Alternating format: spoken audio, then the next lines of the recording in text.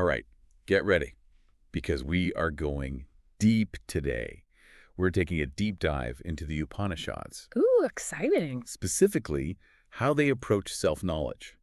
And we're using this book as our guide, The Upanishads and Self-Knowledge Yeah. by Swami Dayananda Saraswati. And let me tell you, this book, Yeah. it is packed with thought-provoking stuff. Oh, I bet. I think one of the things that's so fascinating about the Upanishads is that they're not like those vague self-help books, you know?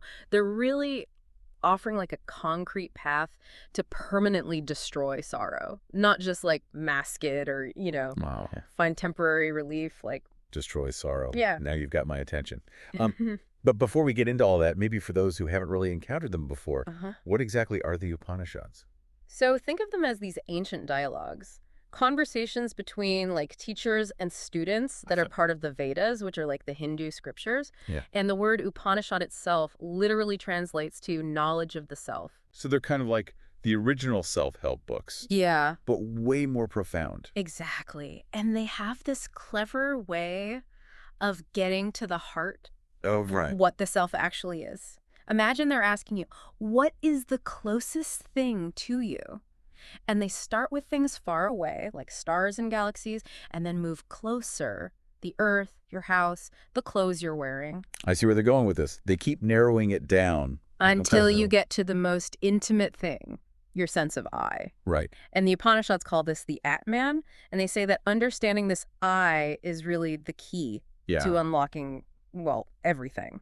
That makes sense. Mhm. We all have these ideas about ourselves, our personalities, our beliefs, the roles we play. But it feels like there's so much confusion about who we really are at our core. And that confusion, according to the Upanishads, is really the root of all sorrow. Okay. And it's this state of not knowing ourselves, this self-ignorance, which is called ajnanam. It's like this constant itch. I get it. We can't scratch. Okay, so if self-ignorance is the problem, then self-knowledge must be the solution. That's right. But how do the Upanishads propose we actually achieve this? Well, they introduce this really interesting technique called neti-neti, which translates to not this, not this. So it's a process of negation where you systematically dismantle all of these false notions of self by identifying what you are not. So instead of I am this, it's I am not that. Exactly. Can you give me like a concrete example? Yeah, absolutely. Let's say you strongly identify with your job title. Okay. You think, I am a lawyer, I am a doctor. Yeah. The Upanishads would ask, is that really the essence of who you are? Right. What happens if you lose your job? Does your entire self vanish? Yeah, that's a good point. Yeah. It forces you to really look beyond those kind of external labels and roles. Exactly. And as you continue this process of negation, peeling away those layers of identification, you really get closer to that true nature. So it's like you're chipping away at a statue. I like that. To reveal what's always been there, kind of hidden beneath the surface. Yeah, and the Upanishads argue that this true self, the Atman, isn't something that's separate from ultimate reality, which they call Brahman. Okay. In fact, they say the self is Brahman. Wait, so they're saying our individual sense of I is somehow connected to, or even like identical with, the ultimate reality of the universe. That's right. That's a pretty mind-blowing concept. It is, and they say that it's this realization, this direct experience of the self as the whole, that actually permanently destroys sorrow. Okay, now I can really see why these ancient texts are still so relevant. Right. They're not just these philosophical concepts. They're like presenting an actual path to liberation. Exactly. And one of the things that sets the Upanishads apart from other philosophies is that they're considered revealed knowledge. What does that mean? So it's not something that someone just thought up. It's like a direct pointing to a truth that can be recognized within. So like, they're giving us a treasure map. But the treasure is buried within ourselves. That's a great way to put it. But here's the thing about that treasure map. Okay. It requires a certain amount of faith, or shraddha. Okay, hold on. You're not talking about blind faith, are you? No.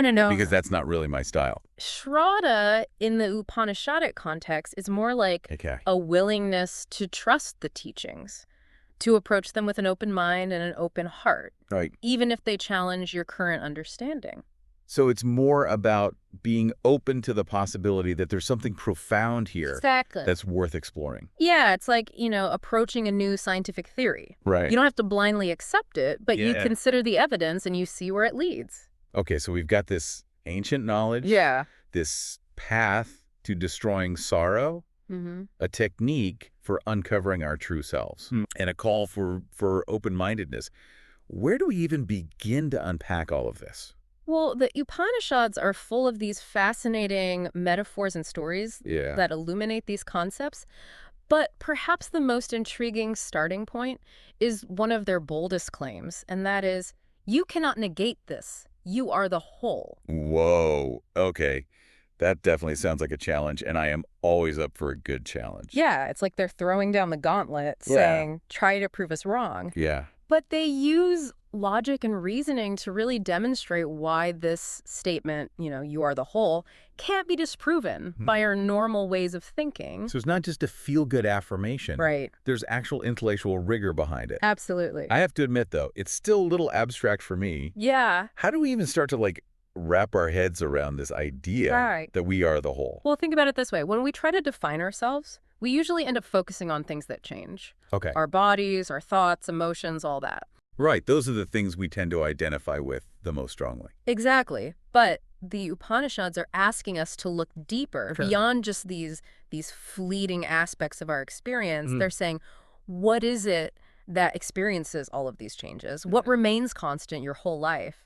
So they're pointing to something that, observes all these changes, but isn't subject to change itself. Exactly. And they say that this unchanging observer, this pure awareness, is really the true self, the Atman. Okay. And that Atman is not separate from Brahman, the ultimate reality. Okay. I think I see how it all connects now, but I have to say, part of me feels like, isn't that kind of arrogant to say, I am the whole? That's a very common reaction, and it comes from our tendency to think of the I as this limited, separate entity. Yeah. But the Upanishads are challenging that very notion of separateness. So they're not saying our individual personalities or egos are the whole. It's more about recognizing a deeper level of our being that's connected to everything. Exactly. It's not about inflating our egos. It's about transcending them. Okay. It's recognizing that underlying unity that connects us to all of creation.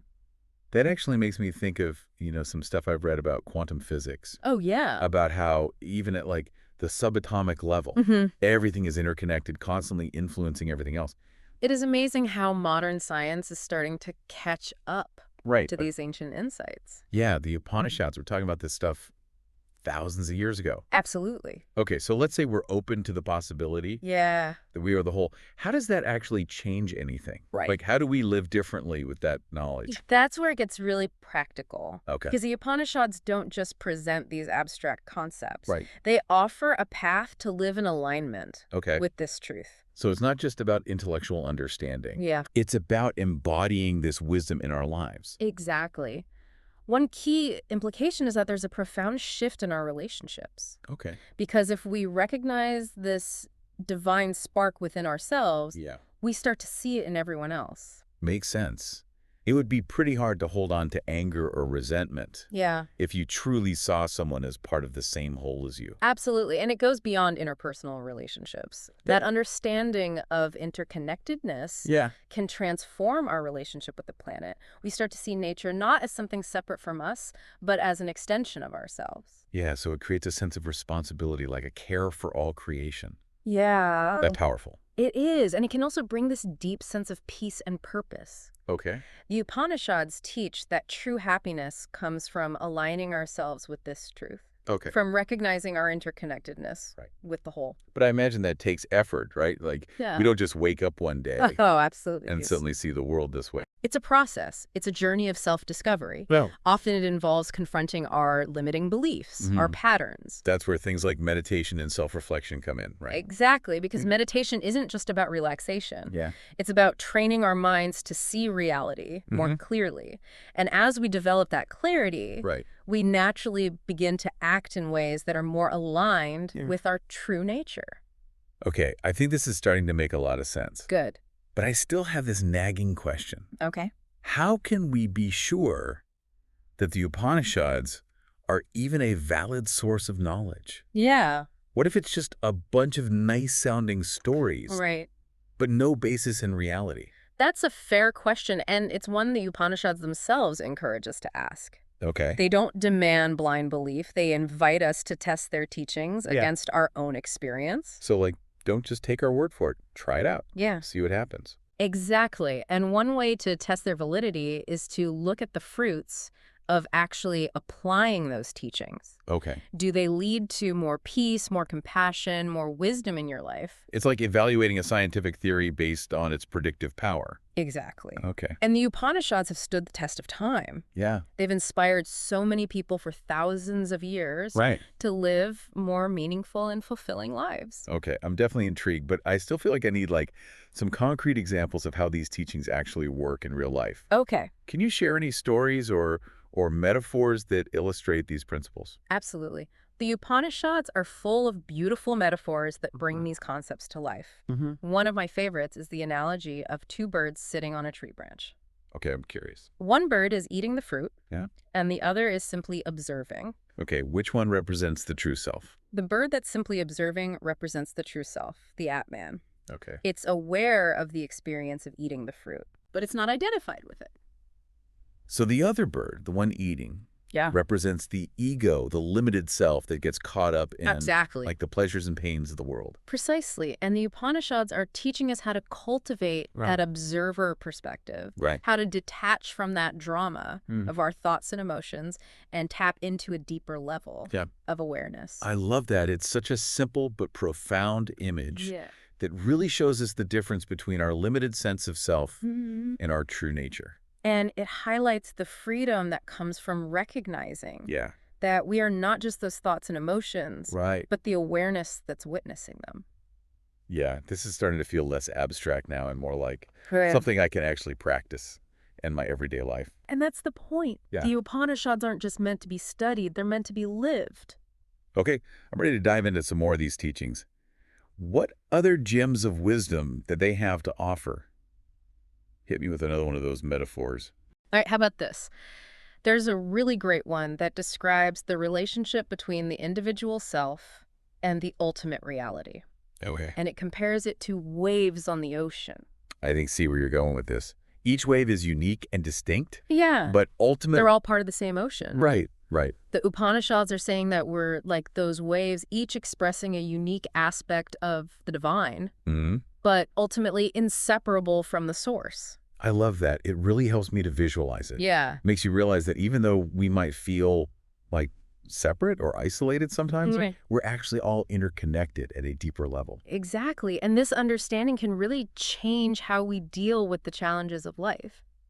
Can you give me an example? Like, how does this ocean wave analogy play out in a practical way? Well, let's say you're going through a time of grief or loss. Yeah. It can feel so isolating, like you're the only one experiencing that pain. But if you can remember that you're like a wave on this ocean, you realize that your pain is actually part of a much larger experience. So it's not about denying or minimizing the pain. No, not at all. More about just seeing it in a wider context. Exactly. Like knowing that even though a wave crashes and disappears, the ocean is still there. That's a beautiful way to put it. That understanding can really offer comfort and perspective. Yeah. It reminds us that even when things are hard, we're held by something much greater than ourselves. I'm really starting to see how powerful these Upanishadic teachings are. But I also know that, putting them into practice, that's a lifelong journey. Absolutely. It's not like we just read a few metaphors and poof, suddenly we're enlightened beings. It takes effort, it takes commitment, and it takes that willingness to keep exploring these teachings. Yeah. But the rewards are huge. Okay, so where do we go from here? What's a practical step that someone can take if they want to start integrating these insights into their life? Well, one of the most accessible practices is self-reflection. Okay. The Upanishads really emphasize the importance of looking inward, examining our thoughts, our beliefs, our motivations, all of it. But not in a self-critical way. Right. No. It's not about beating ourselves up for not being perfect. Exactly. It's about approaching ourselves with curiosity and compassion, like a scientist observing a fascinating new species.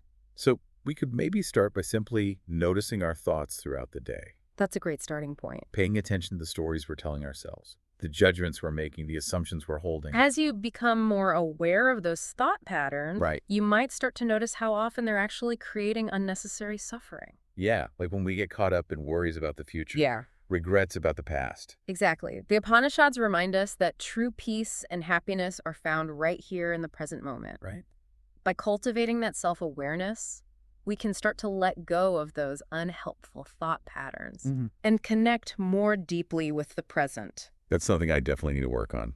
It's a common human tendency. Yeah.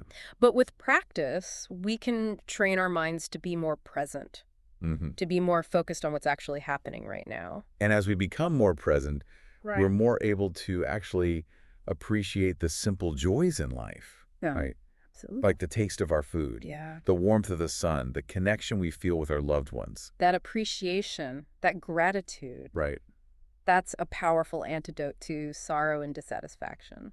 Wow, this has been such an eye-opening conversation. It has. I feel like I have a whole new understanding of the Upanishads and how relevant they are to our lives today. Absolutely. Well, thank you so much for sharing your wisdom with us. It was my pleasure.